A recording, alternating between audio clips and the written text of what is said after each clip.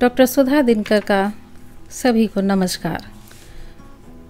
माँ शब्द जो माँ का अस्तित्व रखता है, पूरे विश्व की सृष्टि अपने में समेटे हुए है। ममता, करुणा, संवेदना, धैर्य, त्याग, बलिदान, सहनशीलता, परिश्रम और संस्कारों की लंबी सी लिस्ट जो माँ की ही देन होती है। एक बेटी के लिए माँ की परिभाषा है माँ से मैं। हाँ जी, माँ से मैं। माँ है तो बेटी भी है, साकार रूप में और संस्कार रूप में। माँ अपनी बेटी की खुशियों और दर्द को जिस अनुभूति से अनुभूत करती है, बेटी जीवन भर शायद दो घरों की नावों में पैर रखकर सफ़र करती सी, कभी इधर तो कभी उधर डोलती सी झूलती सी स्वयं को महसूस करती है।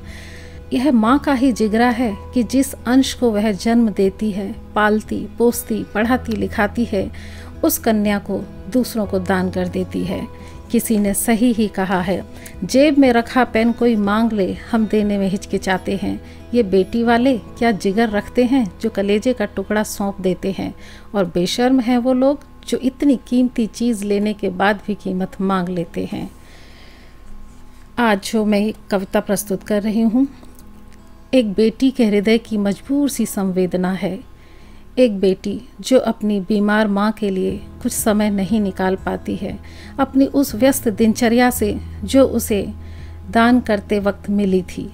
एक बेटी और माँ दोनों की मजबूरी देखिए। तो प्रस्तुत है। याद है मुझे आज भी वो चुरमुराए श्वेत वस्त्रों में लाठी टेक दरवाजे पर खड़ी थी और देख रही थी उदास कांतिहीन बेबस आंखों से मुझे एकटक। चेहरे का रंग बेरंग था और दिल धड़क रहा था तेज उसका। जब मैंने हाथों में उसके हाथ डाला तो कांप रहे थे वो कमज़ोर बेजान सूखे से हाथ। मैं दिल पर पत्थर रख लौट आने को अपने घर गाड़ी की तरफ मुड़ी मजबूरन, पर दो घरों के कर्तव्यों के बीच लगातार झूल रही थी मैं। समझ नहीं आ रहा था किस घर को मेरी ज़रूरत ज़्यादा है। कंठ सूख रहा था उसका और मेरा भी। एक हुक सी उठ रही थी उसके कलेजे से होकर मेरे कंठ तक, पर ज़बरदस्ती अपने कदमों को चाबुक सा मार धकेल रही थी मैं गाड़ी की ओर। वो बीमार जो है पिछले 4 महीने से बिस्तर पर लग गई है। क्षीण जर्जर शरीर हो गया है उसका। बस बाट देखती है रोज़ बेटियों के आने की। सोचती हूँ बार बार, मांगा ही क्या था उसने मुझसे।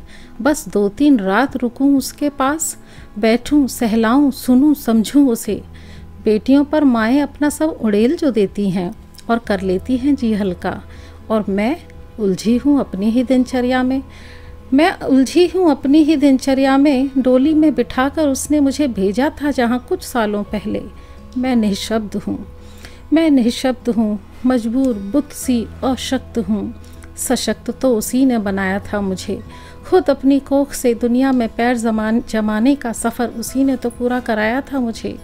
आज मैं शिक्षित हूँ, कार्यरत हूँ, घर और दफ्तर के दायित्वों में गिरफ्त हूँ, पर आज कर्तव्यों और ज़रूरतों के समय मेरी ये सशक्तता बंधन सी हो गई है। चाह कर भी मैं नहीं रुक पाती अपनी बीमार लाचार माँ के पास 2-4 रात, क्योंकि रोज़ दफ्तर जो जाना है मुझे, रोज़ बच्चों को स्कूल जो भेजना है, रोज़ उनका खाना पीना भी तो पकाना है। घर किचन भी कौन करेगा साफ़, जो 2-3 दिन रात रुक गई यदि माँ के पास। इन बोझिल से लगते कर्तव्यों ने बहुत झकझोरा और रुलाया है मुझे। वो मेरी माँ है जो कब से बीमार है और हर दिन उम्मीद करती है मेरी बेटी आएगी, रुकेगी मेरे पास। मैं बैठ तो गई गाड़ी में वापस आने को अपने घर, पर जो दर्द दिल में संजो कर लाई हूँ उसका निदान तो वहीं छोड़ आई हूँ। पल पल अपराध बोध के साथ जी रही हूँ और मन ही मन सोच रही हूँ, सचमुच मैं अब जाऊँगी क्या 2-3 रात नहीं निकाल पाऊँगी अपनी प्यारी निस्वार्थ और बीमार माँ के लिए। आज भी आंखों में तैरता रहता है उसका उदास मजबूर सा चेहरा। ढेर सवाल करता और जवाब मांगता कि क्या वाकई बेटियाँ पराई हो जाती हैं। धन्यवाद।